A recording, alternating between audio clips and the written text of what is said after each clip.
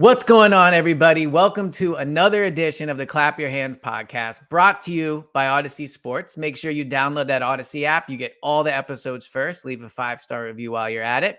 Brought to you by Sports Radio 94 WIP.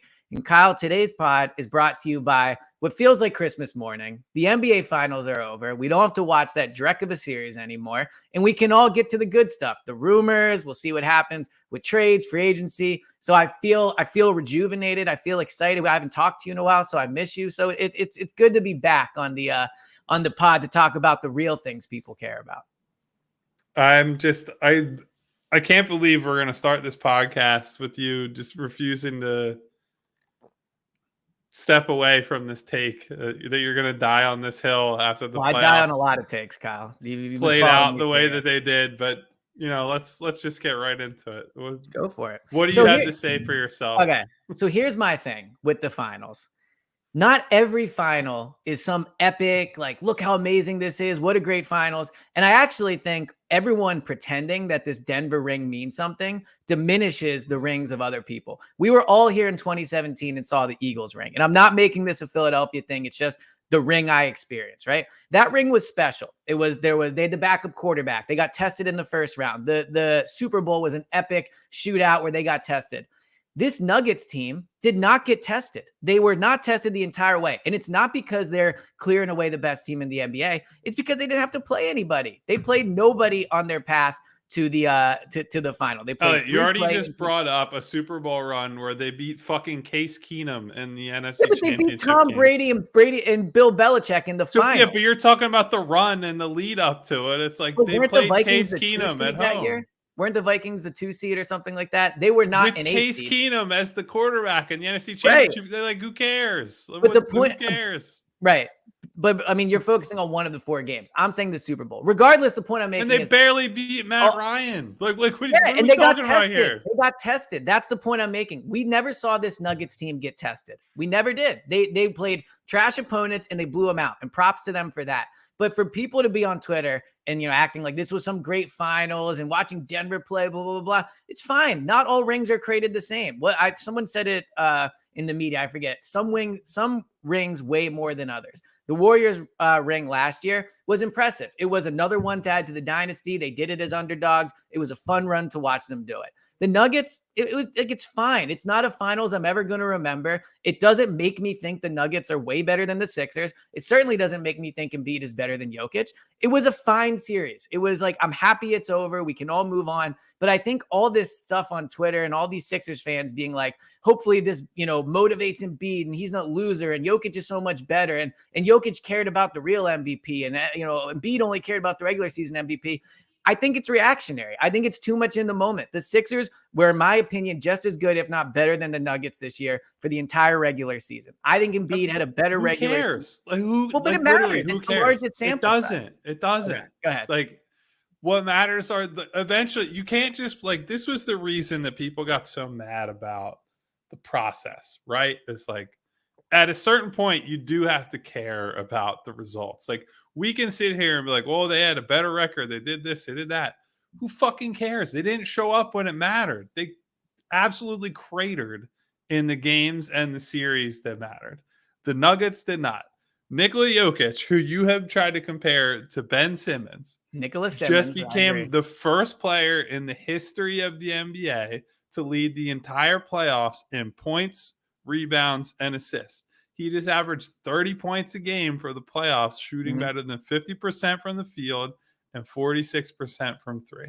That guy just had one of the most dominant postseason runs in the history of the league. Like going back to when they played with a peach basket. Like, I mean, like we're talking about Dolph Shays type dominance when he's playing against like a bunch of plumbers and electricians and all kinds of other stuff. Like people, I don't care about how easy was the path, how tough was the path. Like we can compare it and say, yeah, this was an easier path than so-and-so. But like some of that is because you were saying going into the playoffs, like, Phoenix might be the favorite at some point. And they made Phoenix look like a joke because they were just much better than them. But Chris Paul got Chris Paul's 100 years old. He's going to get hurt. Like, that's the whole thing. One of their best players. Devin Booker and Kevin Durant had unbelievable offensive series, and they got washed away because they were not a good enough team. All I'm saying, like, it's a bunch of revisionist stuff. If LeBron and AD had come in and looked like LeBron and AD in the Nuggets series, everyone would have mocked Jokic and mocked the Nuggets. Oh, they're not a real team. This is what a real star looks like. They kicked the shit out of that team. Mm-hmm. They handled their business. Were they fortunate in the finals to get a Heat team that got there largely because, one, Kevin Love hurt Giannis by sliding under him in the first round and then shooting 1,000,000,000% from three? Yes, they're probably lucky to play, but like every champion deals with some degree of luck. And they took advantage of the luck they created for themselves, which was getting the 1 seed in the West. Again, in a weaker conference, we can concede that, but they still got the 1 seed, and they had built themselves enough of a cushion that they fucked around for like a month or a month and a half and didn't even really matter. Like that's how far out in front of everybody in the West they were. And that probably should have given us an indication that, yeah, they're just that much better than the rest of their conference. I'm just not going to sit here and like tear down their title. They earned it. They went out there and they played really well. Their 2 best players, like, total team effort. They got Aaron Gordon, Bruce Brown, all these guys who stepped up. But like, end of the day, this was about Jokic being the best player in the playoffs. And he had, Nuggets fans were saying, once Jamal's healthy, once these guys are back, it's going to be different. And it was. They went and won the title. They get their respect. They get their just due. Now Jokic can be declared the best player in the league undisputably. I do not think Jokic is the best player in the league. I just flat out don't. I just don't. Like, to your point about, what else would you need to see for him? I want to see him get tested. I want to see him beat a good team. I want to see when it's game 7, he's playing a good opponent to like outduel somebody and actually beat someone of significance. To your point about the Suns, I agree the Suns were the best win that they had as a series. And when I look at the series that they played and I say to myself, how would the Sixers have fared? The Sixers would have beaten the Timberwolves. I believe the Sixers would have beaten the Lakers, and I do believe they would have beaten the Heat. The Suns are the one team where I can go, I could see it, but I still think with the Chris Paul injury, they would have. So for me to say that Jokic is the best player in the league, I don't see it. I think other players are better. And I know that now, obviously, with his resume, 2 MVPs, a finals MVP, he is building that resume. I can't take that away from him. He is going to go down as one of the top 50 players. You know, he might even already be ahead of that, but he's already in the top. He could be as high as like top 25. Yeah, maybe. Look at the resume. Off of his resume. I agree with that. The resume puts him in that conversation. I think people are reacting to your point about how they were able to mess around for the last month of the season. If they were in the East, they wouldn't have been able to do that. And the Sixers, for what it's worth, had to play a better team in the second round than the Nuggets played, in my opinion, the entire path to the finals. Would the Nuggets have beaten the Celtics? Maybe. I think the Nuggets are good. Like, I'm not saying the Nuggets are not a good team. They were the number 1 seed in the West. They were obviously a good team. But I think that throughout going into the playoffs, throughout the regular season, we would have probably ranked the Bucks, the Celtics, and frankly, the Sixers ahead of them. So what happened? The Nuggets got breaks. And to your point, all champions get luck. But there's a difference between the Eagles getting the ball bouncing off Keanu Neal's knee and capitalizing on that and getting 3 of 4 teams that were in the play-in tournament. So Nuggets fans can enjoy the ring. They got it. I'm happy for Nuggets fans. But like, this isn't an all-time great team. I don't think it's an all-time great playoff performance by Jokic because he didn't really go against anybody of significance. And it doesn't make me feel like he's way better than Embiid. It doesn't make me feel like the Sixers are far away. If anything, I walk away from this series encouraged because if you look at the Nuggets, they're a team that had a ton of playoff failure, much like the Sixers have, getting knocked out in the first round, getting swept, Jokic getting thrown out of games, all those things, Murray suffering from injuries. But they stuck together and they kept continuity. So I think from a Sixers perspective, if you want to look at what they can learn from the Nuggets in this ring, it's that I think sticking together and Jokic has had the same head coach, the same co-star, and a lot of the same role players his entire career, at least this last 3 to 4 years. Embiid's never had that. Embiid has had a ton of turnover besides head coach. He has had Doc, but he had Brett Brown earlier in his career. So I do think one takeaway for the Sixers and for Sixers fans from this Nuggets run is not that the Nuggets are filled with winners and the Sixers are filled with losers. It's that if you continually get in, you keep the same players around him, you build continuity, you'll catch breaks and you'll break through. So that's my kind of like main takeaway from this in terms of how Sixers fans should feel. Yeah, it would also help to have star players who show up in important games too, which the Sixers haven't had. But no, you've done this whole thing throughout the playoffs where it's like, well, Jamal Murray's their most important player, their best player, whatever. Well, Jamal Murray has a history of showing up in the playoffs, obviously. Yeah, I agree with that. In the bubble was great. During this playoff run was great. Where is James Harden's run of success in the playoffs so we can point to and say, I can count on that guy like Jokic could count on Jamal Murray, or flip it around. When can we say Joel Embiid in the second round, man, what a series he's had. Never happened. It's never happened before. So like I agree with you on the fact that like continuity and these things like takes time. And sometimes, yes, it is just a matter of you got to wait until the stars align and you stick with a coach, you stick with certain players that people would have maybe wanted to trade and so on and so forth. But also the Nuggets did that when Jokic was at his physical prime, as well as Jamal Murray. The Sixers are going to be doing that with, if they take the continuity route. James Harden's in his mid-30s. Joel Embiid's going to be 30 next season. And we're going to wait like 4 years of continuity for Joel to be like 31, 32 years old. Harden's in his late 30s and breaking down essentially because, we all know what his off-court lifestyle is, and eventually the rubber meets the road when it comes to your durability. Like, I don't know, man. That just doesn't seem like that doesn't make me more positive about the Sixers. It makes me think that the last, half decade or so, as they've been shuffling through these different teams around Joel, it would have helped to just have any semblance of consistency around him, and that the mistakes that they made might have taken the title window that could have been there away. I mean, we can't say for sure, right? If they get the right mix of guys around Joel, I agree. I still think there's a chance that he's a good enough player that they can turn that into something, that Nick Nurse can be inventive enough to. We saw the difference that Eric Spoelstra made during this playoff run, and that's great. That's something that you would hope. I don't think Nick Nurse is Spoelstra, but I think he's a good coach, and I think that shows you how far a coach can take even a team with a bunch of undrafted guys, bunch of guys on that team who weren't very good most of the season. So, yes, there are positive takeaways, but it's also like at some point, man, you got to show something in the playoffs. Even last year, you're talking about how great the Warriors run was. Well, they went through Denver, who was all banged up outside of Jokic last season. And Jokic put up insane numbers against a much better team in that series. That guy, there's never been an excuse for his individual performance in the playoffs. And I've said that his defense wasn't good enough in the past, but just his production throughout his playoff career has been undeniable. And now he has that to combine with an actual ring and a long postseason run. Joel and James have neither of those things. Neither of them have either won a title or been a big-time producer throughout the duration of the playoffs. So the onus is on them to prove to you, to me, to everybody else that they can actually be those players when it counts. So I can't fight back on that. Jokic has something Embiid does not. And it's not just the ring. Obviously, the ring is the result of this, but Jokic has a playoff run that Embiid does not have. And that is something Embiid is going to have to deal with. It is something when comparing the two, frankly, I'm going to be on an island still sticking up for Embiid. But nationally, there will be no more debate. Everybody will say Jokic is better. And Embiid's going to have to deal with that.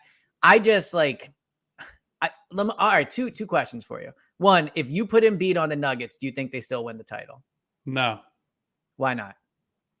Jokic is fundamental to how that team works. It'd be like you can't just drop Jokic on any other team and say, oh, well, they're definitely going to win a title. I think you could argue they'd have a better chance because he has shown he's a more playoff-resistant player. But I just think you look at how that series was won.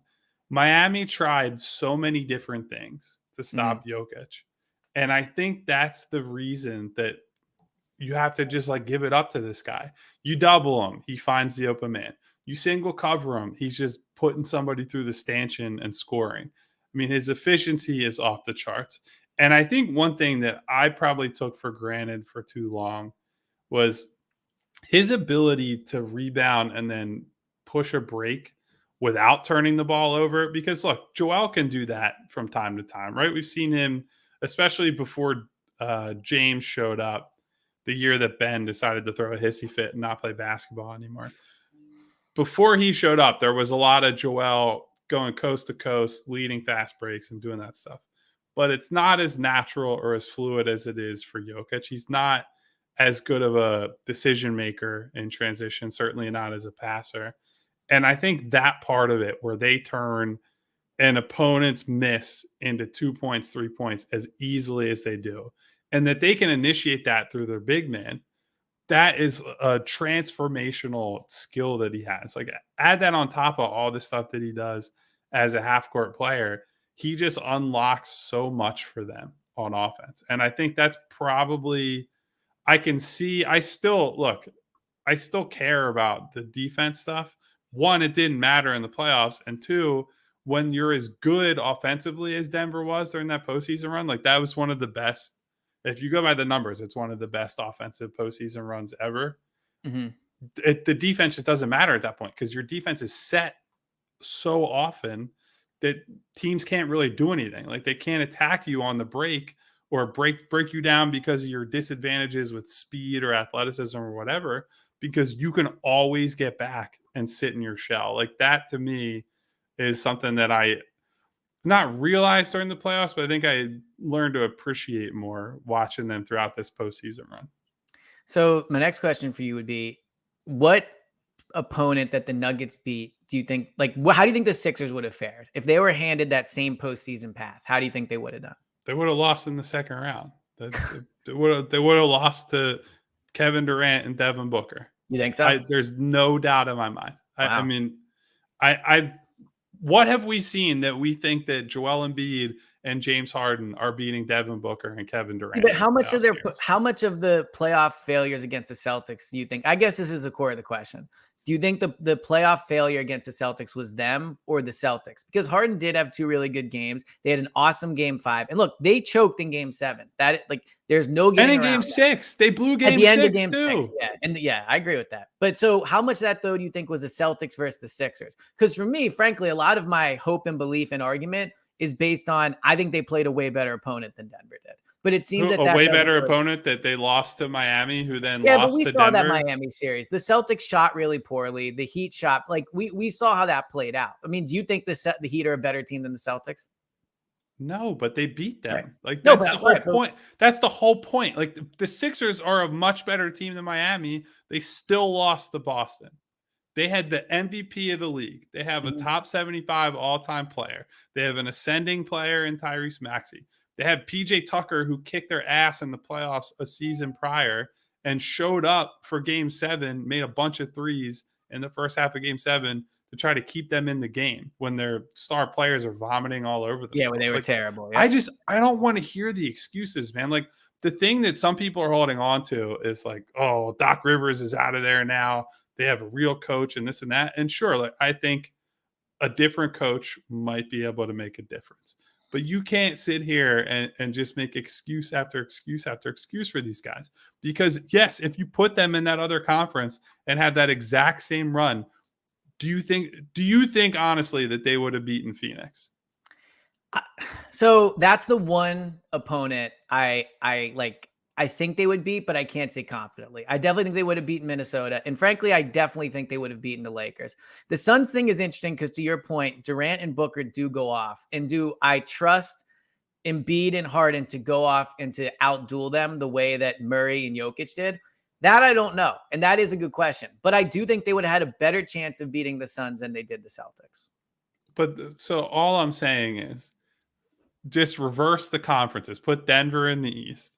And we would be sitting here and saying, well, the Sixers had to play this really tough team in the second round. They lost to Kevin Durant and Devin Booker. And I don't know if I'd be saying that. It'd be the same bullshit, man. Like, again, I can appreciate that.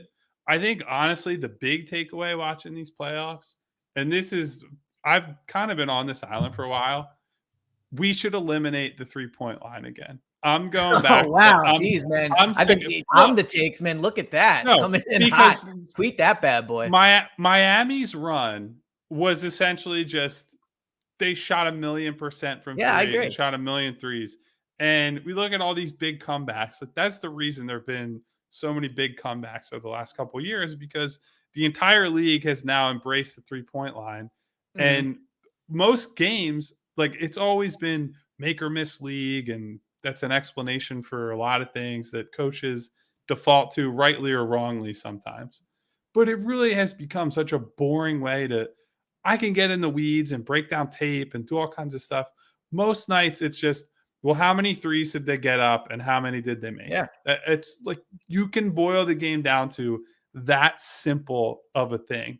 And to me, that's bad for the product. And if you get rid of, like, let's say they start incrementally and they get rid of the corner three, you just essentially extend the 3-point line out to the sidelines. And Right. I think that alone makes a big difference, because you're still going to get value from having shooters on the floor, right? You still can have a guy in the corner that if you leave open is going to make an open shot. But by making that such a huge value shot that guys don't have to do absolutely anything except for stand there and wait to shoot, like that's bad, man. The fact that Miami, who again was not a good team all season, just goes on this heater and makes the finals. That to me is not why I want to watch basketball. I want to see different types of teams rewarded instead of this is the team that shot. It's essentially basketball's version of course, in hockey, where they get the hot goalie, where it's that team just had the good goalie for 3 rounds and they're in the Stanley Cup Finals. That's stupid. That's why I don't want to watch hockey. Well, there's lots of reasons I don't want to watch hockey, but I think the goaltender thing is a little more, in my opinion, equated to getting like a hot quarterback play for a few weeks or a few games, I should say, in the NFL. I do think in the NBA, because it's best of 7 series, it's a little harder for a team just to, like the Heat, to do what they did. But to what we were just discussing, if you look at game 7 of the Celtics series, the Celtics shot what, like 1 of 17 to start that game from 3, and the Heat didn't. And like, that was that. So when I look at this whole Heat thing, and I've been thinking about this a lot during these playoffs specifically, the thing about, well, the Heat culture and they're winners and they have, Jimmy's such a winner until he chokes in the finals. I agree with you. It kind of is just it's luck to an extent. As much as I hate to use that word, there is an element of luck to this. And with the Sixers, that's why, and I think that's probably why I'm more defensive of the Sixers, because I agree with you. I don't want to just make excuse after excuse. And I probably go down that path more than I should, because they didn't show up in game 7 and they haven't made it out of the second round. And I don't know if they would outduel Durant and Booker. Those are all fair points. But I also think that this reaction from some people of, well, Jokic is a winner and Embiid's a loser, and Embiid only cares about the regular season MVP, and the Sixers will never win with Embiid as their guy. I think what you just said is why I hold on to hope is, if the Sixers can just get hot for 4 more days than they have in the past, series, I think that's the difference. Or if the Sixers get a good playoff break. I mean, the Sixers did lose to a higher seed Celtics. They did lose to the higher seeded Heat last year. Oh my God, so with the higher seeds. They did. I'm just saying. I mean, I'm just saying it's not like when they lost to the Hawks. That was a choke job. I don't think the Celtics or Heat losses were choke jobs. Do you agree with that? Did you watch that Celtics game 7 and game 6, man? Come on. You picked the Celtics to win the series in 6. You can still choke in a series that prior to it happening, people picked against you. Like, that was very you can't say they lose in game 6 on their home floor and then they turn in that performance in game 7, or that I was going to use a different word, but that I chose not to turn in that performance in game 7 and not call that a choke job. Here's what I'm going to say. The only anti-Jokic thing I'll say on this podcast. I cannot stand, and I would apply this to Jimmy Butler, what he said with his Hall of Fame bullshit. I'm loving where you're going with this. This whole idea that it's poison, that people can't even pretend to like or enjoy anything about having success. If you look at Nikola Jokic's body of work and his skills and how good he is at basketball, he very obviously cares about his craft and being good at it. And to get to this level and climb the mountaintop and have people declaring you the best player in the league, to be the finals MVP, the back-to-back MVP prior to the season, and to act like none of it matters, that you would just rather be horse racing, like, then why fucking bother, man? I agree. What is the point? If you can't enjoy your success, it goes from, I can actually understand not wanting to get deep in the weeds on the individual stuff. And if you just watch how he plays, I get that he tries to view it through it's a team first thing. If I make my teammates better, we're going to win. And that's what I care about. Well, then when you win, because you're making your teammates better and also individually performing well, and you win the title and you act like you just, like, I don't know, you went to get your car insurance renewed, or you went to the Like it was a DMV or random something. Thursday win over the Hornets, or like it was. What are we doing? All this is derived from all these people trying to mock, or not mock, trying to imitate like Kobe Bryant or like Michael Jordan, who they think these guys are like robotic. Oh, it's always about the next thing. It's Michael Jordan fucking cried in the locker room. Part of that's because of the loss of his father connected to that championship and things like that. But that meant so much to him climbing the mountain that he broke down in tears. And I'm not saying Jokic or anybody else has to go up there after they win a title and act a certain way. I'm not saying you have to be programmed any specific way, but I just hate that we've gotten to this point in sports culture that nobody thinks that they can enjoy anything, and they have to put on this facade where it's like, oh no, I don't care about this. This doesn't really matter. It's of course it matters, dude. If it doesn't, then just fucking retire and go back to Serbia and run your horse farm or whatever the fuck you want to do. In Jimmy's case, go run your coffee company. Try to have fun. Try to do some. There's no reason to play basketball as a profession other than making, tens of millions of dollars. I can definitely appreciate that. But if you can't enjoy playing a game for a living, what are we doing here? What's the point? And I agree with the whole Jimmy Butler being like, I probably won't go to the Hall of Fame if I get in. Come on, man. That's such a load of shit. Your biggest life achievement, you could argue like it's a better achievement than winning a title.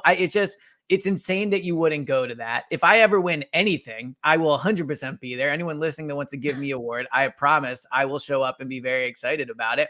But I agree overall, this whole thing, this is, and I'll use an Eagles analogy here, when Jalen didn't win MVP and the Eagles fans like, well, who cares? It's not I wish people would be, confident enough to just say they care about things again. Cause I think there's a little bit of it of like, it's not the cool thing to do. To your point, it's trying to imitate what they've seen. It's okay to care about stuff. It's okay to be invested in it. It's okay to put a lot of work in and then act like you care when you achieve this massive, now I know the Nuggets ring is fake and no one cares, but it's still a massive accomplishment. Let's just move on to Sixers stuff, because I can't do the Nuggets stuff with you anymore. I did have one more Jokic and Embiid question for you, but maybe we can. One more and then we'll. So just, I think all season in these last few years, we have debated who is better, Embiid or Jokic. And there have certainly been times when you've been on the Embiid side, and I think it's safe to say now you are on the Jokic side. Not side, but you consider him a better player right now. Just answer for me. Why do you think Jokic is a better player than Embiid? Because Embiid is better on defense. I think he's a better scorer. I know Jokic doesn't shoot as much. So I'm just like, I'm not debating you. I'm asking you. Why would you classify Jokic as a better individual player than Embiid? Because his weaknesses do not impact his ability to produce at the highest level. Like, we can say Joel was the leading scorer in the NBA. Boston found ways to turn him into an ineffective scorer in the playoffs. The only person who even remotely slowed down Jokic was Rudy Gobert, and he beat him in 5 games, and that was kind of a joke of a series. So I don't see the argument for it anymore. It's like, for this guy to go, Sorry. Unless Joel can produce in the playoffs, there's just no real debate anymore. That was the whole thing, was that, okay, we could say neither one of these guys have really done anything that mattered in the playoffs. You could go back and say, well, in the bubble, that doesn't really matter. Or him scoring a bunch of points against the Warriors and lost. Who cares? They lost in the first round. And a lot of similar failures as Joel in terms of how far they got and issues that were had. This is the run that cements him. You can very clearly, I've said to you on this podcast, I think he's the best offensive player in the NBA. And I would go a step further. I think he further cemented that in these playoffs, because I think you watch how he's just dissecting these defenses and everything they're throwing at him. There's just no way to stop him. His efficiency is just off the charts. We don't have to use advanced stats and stuff. This guy, raw field goal percentage. What did he shoot in game 7? Like 13 for 18 or something in a finals game. He averaged 30 points a game for the playoffs, shooting 55% from the field. That's incredible. The guy is incredible. And yes, there are defensive limitations, but his defensive limitations did not matter as much as Joel's did in the playoffs, where Jason Tatum rung him up in game 7, just put him in drop or forced him to switch over and over and over again in game 7. And he got absolutely destroyed. There was no such thing to happen to Jokic in these playoffs. So there's no coherent argument to make that Joel is better than him. There just isn't. Well, I'll be on from 3 to 4 today on WIP trying to make that coherent argument. So if anyone wants to come yell at me, feel free. But no, I mean, I think the encouraging thing, and I'll take some glass half full part of this, is I think that when you talk about Jokic, a lot of it is how he sees the game, his passing ability, those things.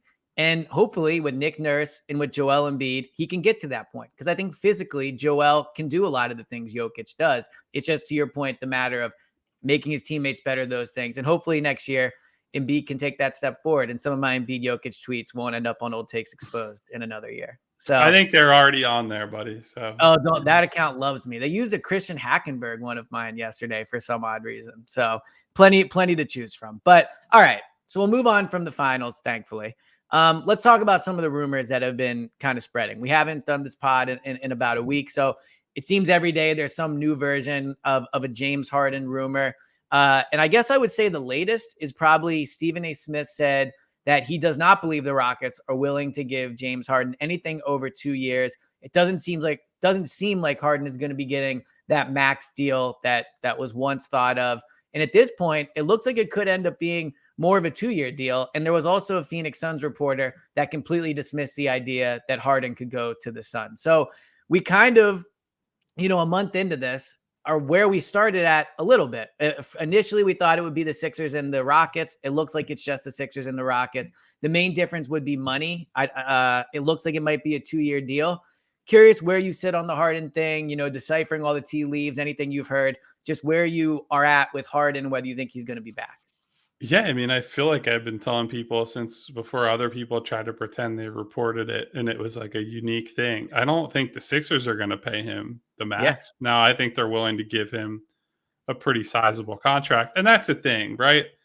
All these reports coming out of different markets, whether it's Houston, Phoenix, Philadelphia, there's incentive on the team side to have this stuff out there. This is all a leverage game to some extent. Everybody wants to have their story in the market being, hey, James, we really want you, but I don't know if we want you that much. And it has to be, James has to really want to come there. He has to really want to go to Houston. He would have to really want to go to Phoenix. He's going to have to really want to stay with Philadelphia. And I think that's what's been interesting about Nick Nurse's case, essentially, that he's made to Harden, is that he kind of put it on him in that opening press conference where he said, look, man, if you want to win, and I think we have a chance to compete here, this is the place for you to be, and we'd welcome you back. And what he doesn't say, the unspoken part of that is, but if you don't want to win, feel free to take your ass to Houston and like get the hell out of town, right? Because we don't have time for people who are half committed. So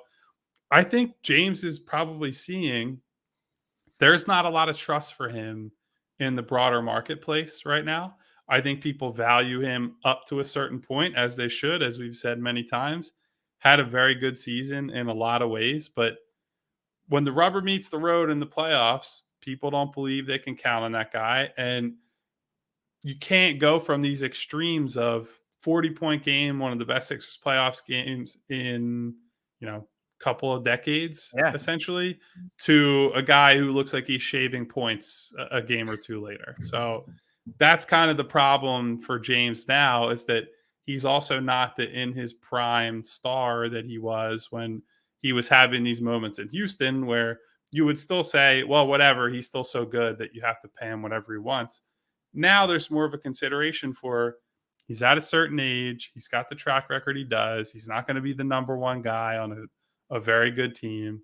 And so you have to draw a hard line. And I think he's realizing that. I think teams are increasingly putting that out there, whether that's, talking to his representation, talking to reporters, whatever it is. I don't think he's going to get the deal he wants. And so it's going to come down to, does he want to be the president in Houston, or does he want to actually try to win? I think something you said earlier got a bit glossed over, but I thought it was a good point to the continuity thing. James Harden is not 27, 28 years old. So while I do think there is continuity that it is a benefit for the Sixers, and it's why I would bring James Harden back, you are right that, the whole crux of this debate amongst fans has been, do you want to commit to him for 4 years? I think if they can get James Harden on a 2-year deal, let's say it's 2 years, $40 million a year. So he gets a slight increase in his base salary, but he doesn't get that third year. So it's a 2-year deal. I think that's an awesome outcome for the Sixers, because if you look at a 2-year contract, and maybe there's a player option at the end, which would be a big deal, but let's just say it is actually only a 2-year deal. You basically get him for next year. And I think we would both walk into next year. The playoff ghosts are certainly part of it, but he played at a high level last year. You don't think he's going to take a dramatic step back 1 year. I mean, he did improve from his first year to his second year, new head coach. So I think there's reason to be optimistic he could play better next year than he did last year. So you get him on that 1-year deal. And then the second year, he's a massive expiring contract. So you don't have to worry about him being a huge burden on your salary cap for that year. So I actually think, things are playing out really well for the Sixers, but I would also take a step back and curious for your opinion on this. I think a big worry heading into the offseason was, well, Daryl Morey is just going to reinvent the Rockets. He's going to hire Mike D'Antoni. He's going to give James Harden whatever he wants.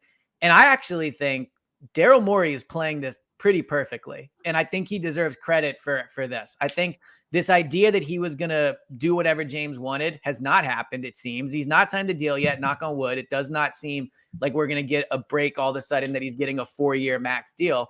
It seems like Daryl Morey is essentially calling James Harden's bluff and saying, all right, you think Houston's interested? They're going to give you that money? Go get it. Go get it. And it doesn't seem like it's there. So I think a 2-year deal for Harden is a great outcome for the Sixers, because you get to run it back with a good player and you get continuity. And I also think Daryl Morey deserves credit for, at least from the outside looking in, seeming to play this really well.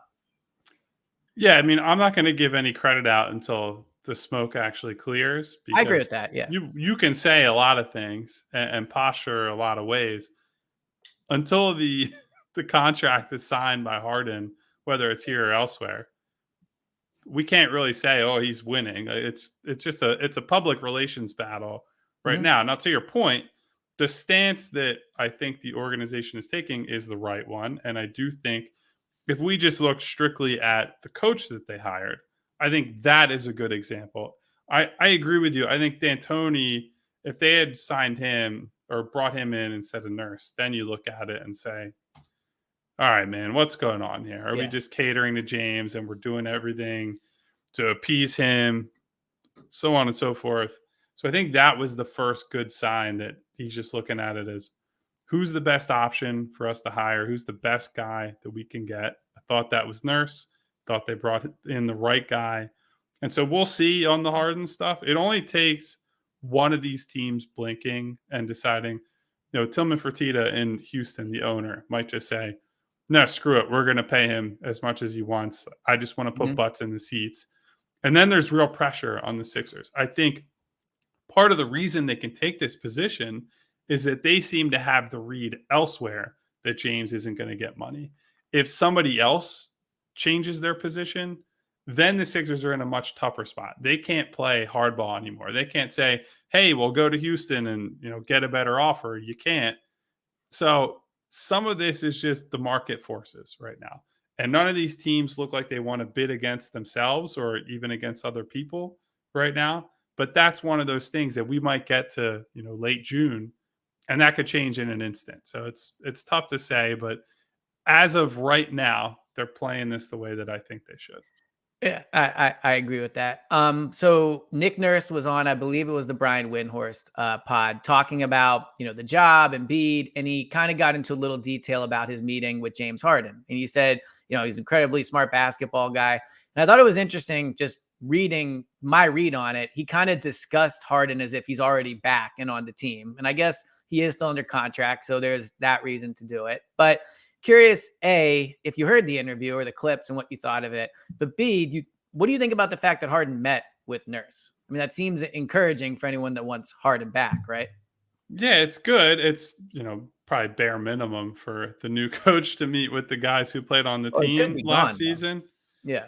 Yeah, but so I don't read too much into it. I think Nurse's whole thing so far has essentially been to say, I'm going to coach the team I have next year, that he hasn't committed himself too hard to any kind of strategy or style, as we talked about after his initial presser. I also thought something that was interesting coming out of that podcast appearance on the Hoop Collective was that he said something to the effect of there weren't going to be big sweeping changes to the Harden and Embiid stuff because it works. And he's not going to come in and just say, well, we need to strip this down to the nails and we're going to throw this thing out that works. That it's more going to be about iteration and, building on that and building second side actions and getting other guys involved. And, that I thought was kind of interesting, because if you're talking about the sales pitch to Harden, that's not what James wants to hear. He allegedly wants to hear,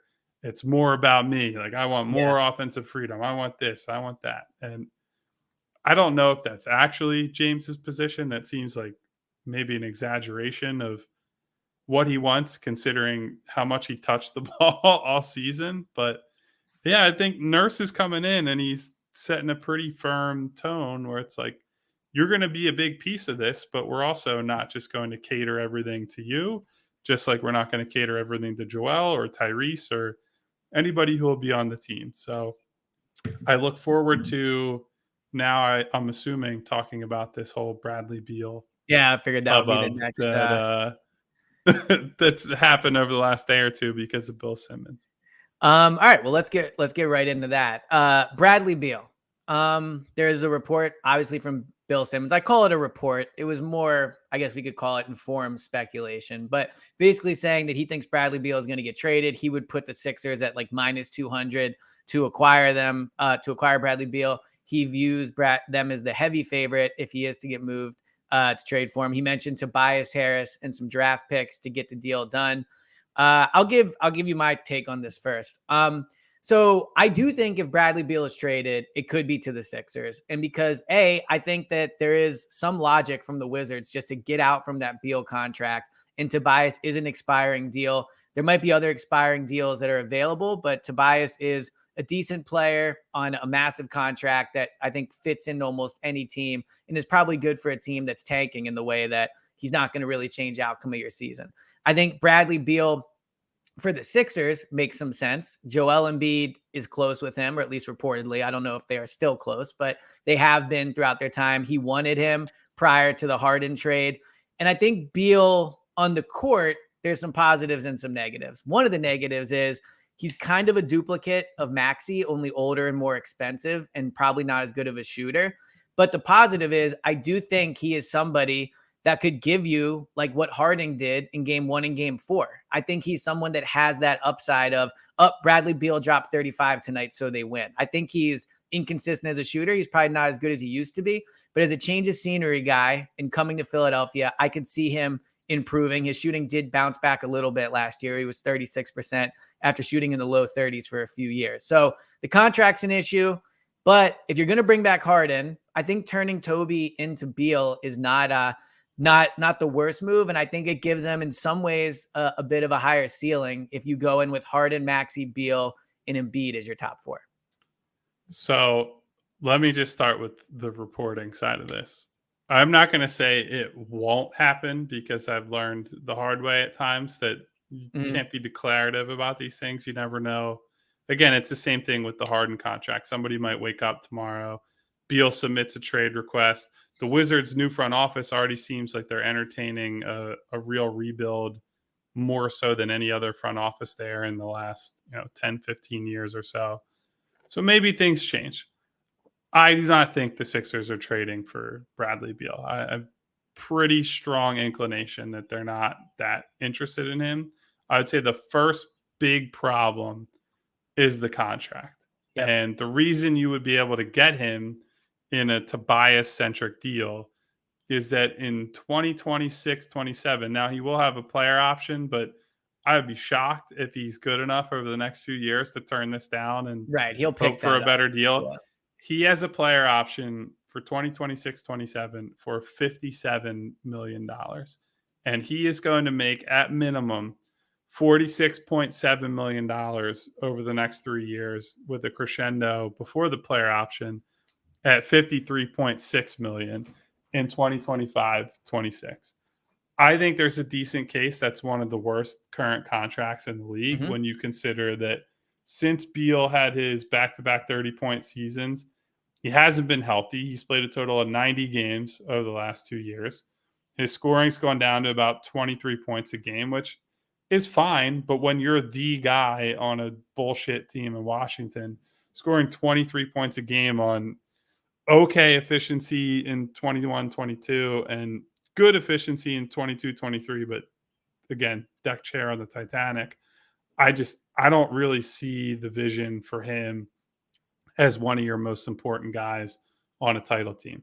And if you're talking about whether it's a situation where Harden is still here and they try to build a super team as the league is trying to disincentivize teams from building super teams, or Harden leaves and you're looking to retool and still compete, I think in either option, it's not great, because I think the defensive backcourt with him and Harden would be a level of apathy that would surpass any defensive apathy we've ever seen in basketball before.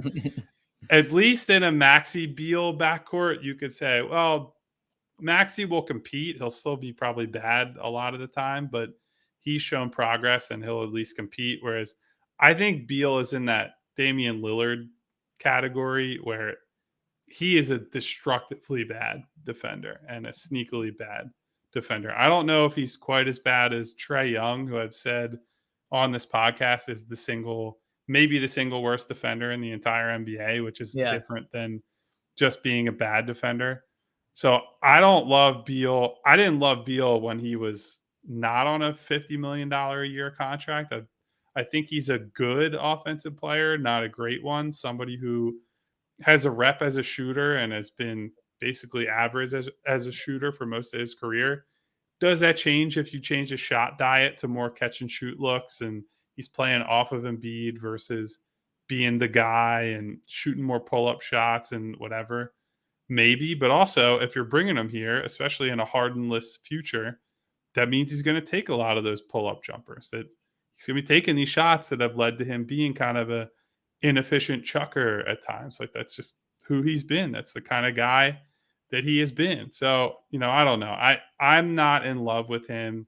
And frankly, I don't think the Sixers like him a ton. And that's part of the reason they traded for James Harden rather than going after Beal. But we'll see. Like, to your point on the change of scenery, you never know what a guy will be like in a different situation. And sometimes it's just a matter of, Andrew Wiggins was a great example. You put him on Golden State and he's more of a role player rather than being the guy or one of the guys in Minnesota. Suddenly his game makes sense and his tendency to float through games isn't as apparent anymore. So maybe Beal has a bump up playing somewhere else, but that is a really risky and expensive bet to make. And my suspicion is they're not going to make it for one reason or another. Yeah, I think Beal is a player where, about a few months ago or not even a few months ago, 6 weeks ago, we started to think about what could they do? What would the moves? Beal is somebody that you hear the name and you go, oh yeah, I would definitely do it for sure. But when you actually look into what he is, I think early on in his career, he earned that right. Whereas now he is not, the name is not there. I think an interesting point, and I'll give a credit to my friend Kevin. We spent like 8 hours debating this yesterday. Beal is like the flashy move. He's the guy that can maybe get you 35 points on a random night.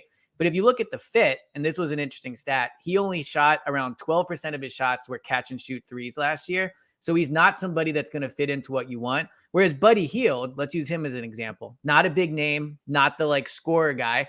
Like 43% of his shots were that. So if you look at a fit in terms of if they're going to go around Harden and Embiid and try to keep things relatively the same, like Nick Nurse said, I think you could argue that while he's not the name and he has a way better contract, Buddy Hield is maybe a better Tobias target than Bradley Beal would be. So it'll be interesting to see if they just go for the star power, if they go for just adding someone that could potentially be the guy in a game, or if they still try to build around the Embiid Harden thing. So before we wrap this up, just the last question I have for you, because we haven't been able to record in a week or so.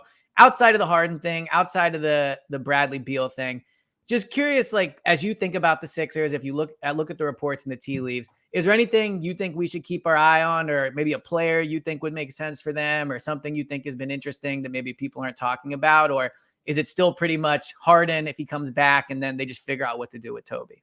The one thing I would say is that the Raptors people that I know seem, I wouldn't say convinced is a strong word. A lot of Raptors people seem to think that Fred VanVleet is coming to Philadelphia, or that he's looking strongly at Philadelphia. Now, I don't think the Sixers would pay him the money that he seems to want. And I think he's more of that's like a Houston backup plan. If Harden doesn't come there, that's the sort of team I could see giving VanVleet tons of money. But yeah, it's weird. And people that I trust reporter wise, raising a lot of eyebrows at VanVleet's comments about Nick Nurse this offseason, and obviously just declined his player option. So now he's on the open market. So I guess that's something to keep an eye on, whether he would make sense or not. I think we touched on a little bit, but that might be, we'll wait on a bigger discussion if he actually gets tied to the Sixers in some way. So that's one thing to keep an eye on. Otherwise, man, I just put out a piece yesterday. I hadn't realized this is going to be the first time in Sixers NBA history that they don't make a draft pick unless they trade into the first or second round somehow. Even in years where they traded the pick away on draft night or something, they have had a pick to draft and trade in conjunction with some kind of trade. So this could be a first. They're about to break a 73-year streak of drafting. So that's pretty impressive, honestly. Hopefully next year they break the 73-year streak of not getting out the second round. So it can be a year of breaking. I have to check the math on that one. You have a new definition of 73. Any final thoughts for you before we wrap this up? No. I did have one thing I did want to say at the end here. So Rich Hoffman yesterday tweeted that he's no longer covering the Sixers. And I can speak as a Sixers fan, but also as a reporter. I know that for fans, following a team, obviously we love the stars and the wins and the coaches and all that stuff. But the beat writers are a big part of that. And Rich has been a really big part of the Sixers coverage for the last few years. So I just wanted to give a shout out to him. He does a phenomenal job. I'm sure he will be covering, if not the Sixers, another team very soon. Rich, you're always welcome on the pod. And just wanted to say that for the fans that I know of it, enjoyed his coverage. If you're listening to this pod, you've probably followed him. You've probably read his work. So just wanted to give a shout out to him to end the pod. I'm glad you brought that up, because I agree with you. Rich does a great job. He's been a big part of, a lot of the people who know me, read me, listen to me came up at the same time as Rich. Rich and I are, I'd say, very good friends on the beat. I spent a lot of time with him before games, during games, after games, talking about this stuff, see the game in a lot of the same ways. And, it's an unfortunate thing that happens in our industry. As you said, I'm sure he's going to bounce right back. I've already talked to him. He's got the right attitude about it, but, obviously thinking about our guy. And, I'm glad we were able to carve out like 45 seconds of time for the home. Exactly. And at the very end. So, we had to do it for him. But Rich, if you ever want to come on and I can yell at you about Nicola Simmons and all that stuff, you are more than welcome to. So thank you to everybody that listened. We're going to try to come back with another pod this week. Maybe hard news, maybe more rumors, maybe that type of stuff. So Once again, make sure you download the Audacy app. Make sure you leave that 5-star review. Really appreciate them.